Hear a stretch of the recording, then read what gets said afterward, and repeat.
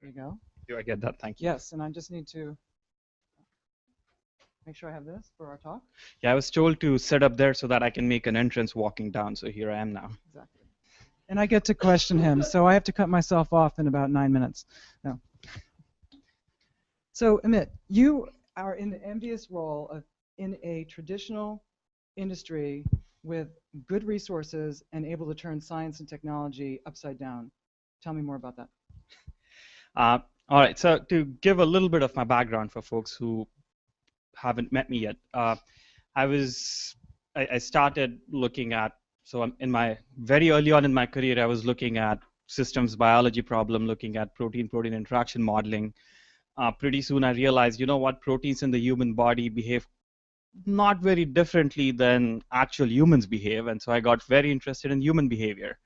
And I was working at Millward Brown Digital, trying to use web online data to understand consumer behavior, understand consumer habits, and how we do certain things the way we do. I was starting with my own video recognition platform to understand consumer intent and influence.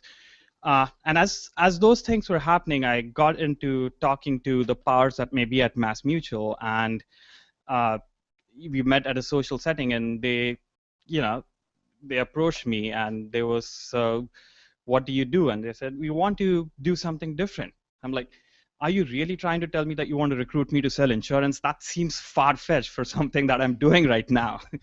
And they said, no, not really. So here are a couple of problems that we are dealing with in the industry as a whole.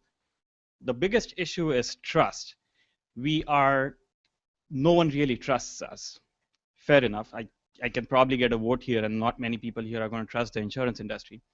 The other part of it was they are MassMutual is a 160-year-old organization, and they've done business pretty much the same way over the last 160 years. And they've been extremely successful at doing what they're doing. But they know that this current model is not sustainable, partially because it's not scalable. You buy insurance through agents, and there are only so many humans that can sell insurance. But at the same time, they also have very, very defined set of products in terms of how they can go out and the products that they can offer. And which is when I think I started talking to them about really building this data venture, which is sort of this rogue unit that functions. It's almost a separate business. And the idea behind building this is, okay, to really understand their consumers. They currently do not have any interaction with their consumer because of this whole agent model. The agents have interactions with consumer, but not MassMutual. Insurance is typically an industry where you don't really interact very closely with the organization, and so there isn't a whole lot of interaction with this with the brand. And more importantly, it's also trying to understand, okay, how do we really understand consumer needs and help fulfill those needs? Because insurance is, in some sense, a protection product, but money is just one part of protection. So can we really use data to understand what are the goals that people want to achieve and how can they achieve them, and really build the tools at their that we can offer them, and in return we can get the consumer data. We can earn the right to have their data and then learn off of that. So that was basically the idea: is how do we run experiments, multiple kinds of experiments using consumer data, some first party, some third party, put all of that together and really try to understand what are the new business models that we can build off of that. So why is this so different? I mean, for many of us, this is what we're living and breathing. Why is this so different for your particular industry, and how are you using the data differently for disruption? Great question, right? Why is this so different? As I said, MassMutual, or most insurance industries, have been extremely successful at doing what they have been doing. And when I say successful, I'm talking about billions of dollars of revenues with 160-year-old business models. The fact that they feel that they need to do something different is great. But what is that different? Because almost always when you try to propose something that's so disruptive, not just incrementally different, but now you're saying, okay, let's just build something that's going to understand and that's going to offer people other business models beyond just insurance, other data models, other something that helps them achieve their goals, why would they want to do that? Well, they took a leap of faith to say, okay, let's try to do that. And the most important part in all of this is that builds the trust. There is no trust in this insurance industry. So what can we do that in a very safe way helps us interact with the consumer, provides a value to the consumer, and in return gives us that trust? We're doing some research with you, and I have some slides on this. So right now, for the financial products industry that Amit's working with, this is the audience, right? And this is based off of a combination of analysis that we did at Distillery. Looks familiar. You probably, seems about right for most of your minds, right? Another example. However, this is not the audience that Mass Mutual is going after. Why is that? Because this is not the audience that they have a direct relationship. They need to build a direct relationship with a brand new audience so they can continue to disrupt an industry that is changing over time. So where are we going after? We're going after the self-absorbed and the self-aware, right? The millennials. So Amit, you want to tell us more about this? Yes. So and maybe I should turn it off this so we stop looking at the gift. Yeah, I'll do that. So traditionally, life insurance products have been offered to rich old folks. You know why? Because they are the ones who think they need to buy it. But the truth is, all of us need protection products.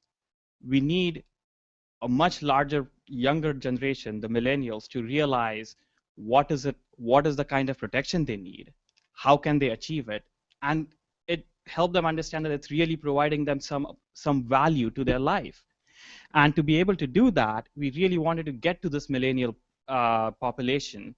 And the only way to get to them, as Lauren described, the self-absorbed population, is on their device. Because if I actually go and personally talk to them, they're not interested. On the other hand, if I talk to them through the digital medium, that's something that they're going to both understand and realize.